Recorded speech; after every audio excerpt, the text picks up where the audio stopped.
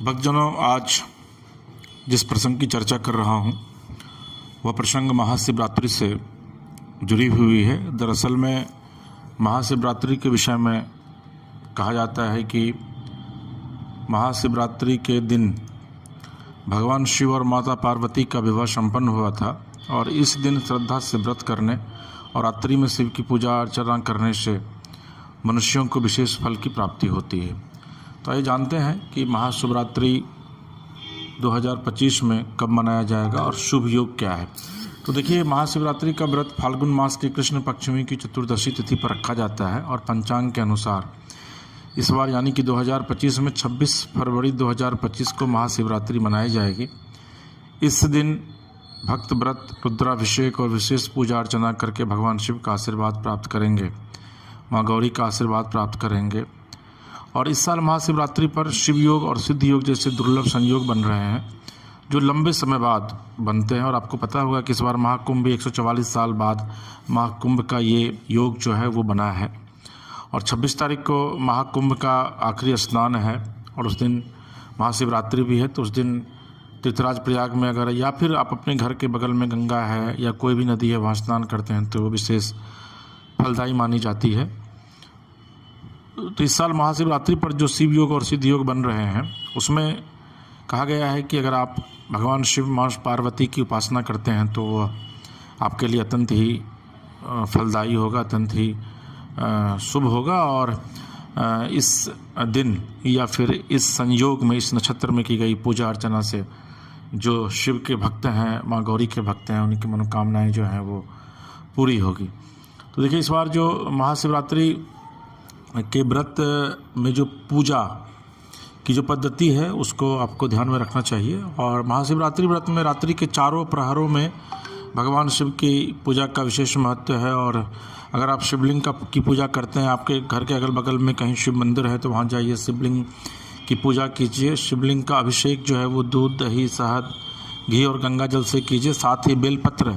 और अगर आप बेलपत्र पर राम लिख देते हैं तो बहुत ही अच्छी बात होगी। तो बेलपत्र, धतूरा, भांग और अक्षत भगवान शिव पर अर्पण कीजिए। बहुत ही शिव प्रसन्न होंगे और जो आपकी मनोकामनाएं हैं वो पूरी होगी। और शिव के विषय में आप जानते होंगे कि शिव के विषय में कहा जाता है कि शिव एक ऐसे देवता हैं जो तुरंत ही प्रसन्न हो जाते हैं, इसलिए उनका नाम भी भोले रखा गया है।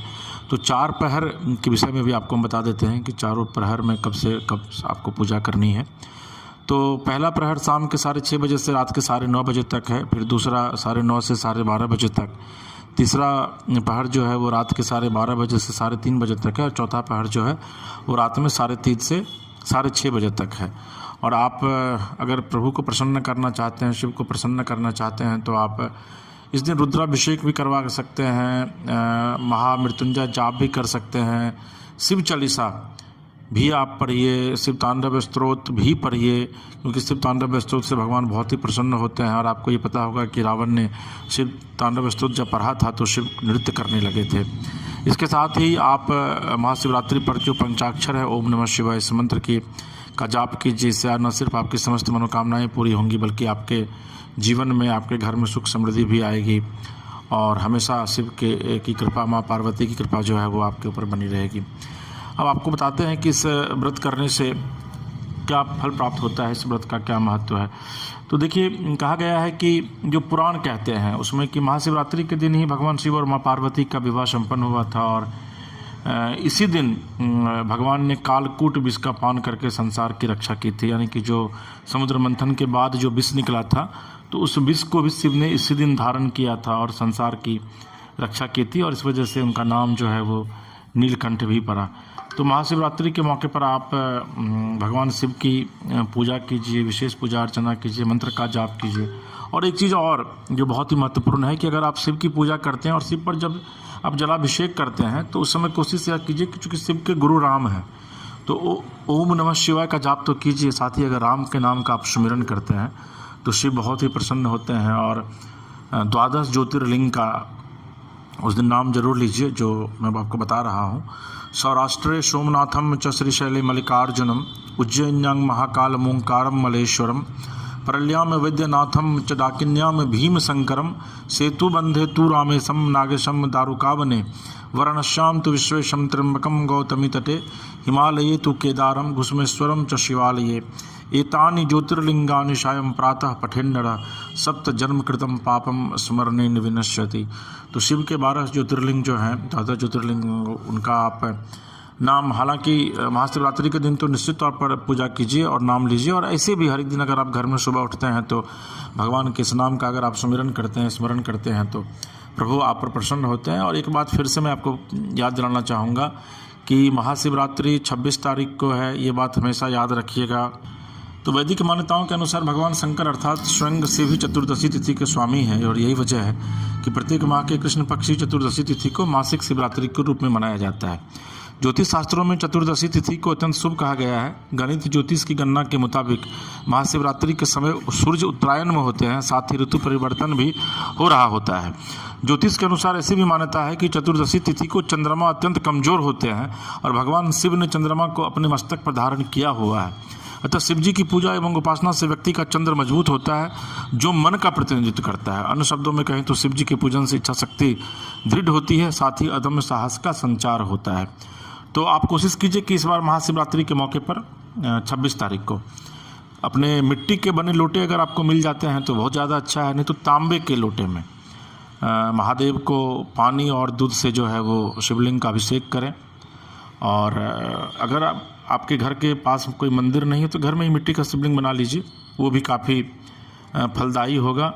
ओम नमः शिवाय का आप जाप कीजिए, महादेव के 12 ज्योतिर्लिंगों का आप सुमिरन कीजिए, और निश्चित तौर पर भगवान शिव जो हैं वो प्रसन्न होंगे। और माँ पार्वती के साथ चूँकि शिव का विवाह हुआ था, तो महाशिवरात्रि पर अगर आप कोई भी पूजा करते हैं तो निश्चित तौर पर आपको प्रभु शिव के साथ साथ माँ पार्वती का भी आशीर्वाद जो है वो आपको प्राप्त होगा। हालांकि गरुड़ पुराण में महाशिवरात्रि से जुड़ी एक कथा भी है, इसका वर्णन मैं थोड़ा सा आपको संक्षेप में कर देता हूँ। ऐसी मान्यता है कि महाशिवरात्रि के दिन एक निषाद राज अपने कुत्ते के साथ शिकार पर गए थे, किंतु उसे कोई शिकार नहीं मिला। थकान एवं भूख प्यास से परेशान होकर एक तालाब के किनारे गया, जहाँ बिल्व वृक्ष के नीचे शिवलिंग स्थापित था। अपने शरीर को आराम देने के लिए निषाद राज ने कुछ बिल्व पत्र तोड़े जो शिवलिंग पर भी गिर गए। अपने पैरों को साफ करने के लिए उसने उन पर तालाब का जल छिड़का और जल्द ही कुछ बूंदें शिवलिंग पर भी गिर गई। ऐसा करते समय उसका एक तीर नीचे जा गिरा और जिसे उठाने के लिए वह शिवलिंग के सामने झुका। इस तरह अनजाने में ही उसने शिवरात्रि पर शिव पूजा की प्रक्रिया पूरी कर ली। मृत्यु के उपरांत जब यमदूत उसे लेने के लिए आए, तब शिवजी के गणों ने उसकी रक्षा की और उन्हें भगा दिया। तो ये एक कहानी है महाशिवरात्रि के विषय में कि महाशिवरात्रि पर किस तरीके से प्रभु अपने भक्तों की रक्षा करते हैं। तो आप भी शिवरात्रि पर प्रभु शिव की पूजा कीजिए, माँ शक्ति की पूजा कीजिए, प्रभु आपके समस्त मनोकामनाओं की पूर्ति करेंगे। अगर आपको हमारा ये कार्यक्रम अच्छा लगा तो हमारे YouTube चैनल मानस कथा रामायण को सब्सक्राइब कीजिए, लाइक कीजिए, शेयर कीजिए। और अगर आप अपने इलाके में निःशुल्क मानस कथा यानी कि रामायण का पाठ करवाना चाहते हैं तो नीचे दिए गए नंबरों पर आप संपर्क कर सकते हैं। आपके यहाँ ये मानस कथा यानी कि रामायण की कथा जो है वो पूरी तरीके से निःशुल्क की जाएगी। प्रभु आपका और आपके परिवार का पूरा ख्याल रखें, आपको पूरा आशीर्वाद दें। तो बोलिए